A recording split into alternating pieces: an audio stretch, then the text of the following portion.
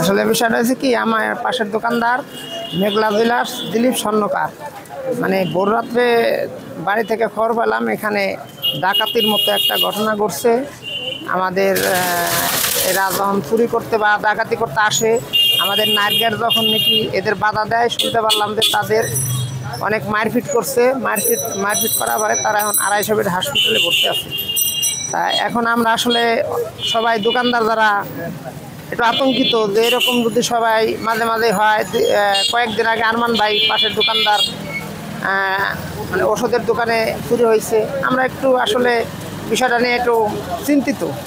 এটাই আর কি, আমরা আইনশৃঙ্খলা বাহিনীকে দৃষ্টি আকর্ষণ করবো এই বিষয়ে যেন তারা নিজের মনে করে মানে স্বচ্ছভাবে তারা যিনি তদন্ত করে এর মানে সঠিক অপরাধীকে তারা যিনি ধরার চেষ্টা করে এবং আমাদের একটু আশ্বস্ত করতে পারে, এইটুকুই।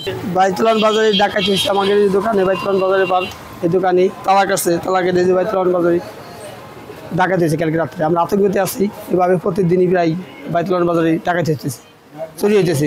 আমি শুনতে পারছি সকালবেলা এসে দেখি যে দোকানে চুরি ডাকাতি হয়েছে, তালাক আছে 3টা, তালাক এটা এই দোকানে সোনার দোকানে চুরি। 3টার দিকে আমার দোকান ডাকাতি হয়েছে। আমি 4:30টার সময় নিউজ পাইছি, দোকানে আইসে দেখি আমার আলমারিটা নাই। এখন আমি তো আলমারিতে মাল রাখি, আবার সিন্দুক রাখি, দুই জায়গায় রাখি, তো ওটা মিলাইতে হবে। কত হারাইছি এটা আমি এখন খুলি নিয়ে কিছু বলতে পারতেছি না। আমার একটা স্মার্ট সিদ্ধান্তে 25% গ্যাসের খরচ কমেছে। ভাবছেন কিভাবে? সাধারণ গ্যাস স্টোভ বদলে আমি এনেছি আরএফএল গ্যাস স্টোভ। এর সাইন্টিফিক নজল ও ব্রাস বার্নার ক্যাপ সমানভাবে তাপ ছড়িয়ে রান্না করে দ্রুত, তাই গ্যাসও বাঁচায় 25%, টাকাও বাঁচে 25%। আরএফএল গ্যাস স্টোভ নিরাপদ ও গ্যাস সাশ্রয়ী।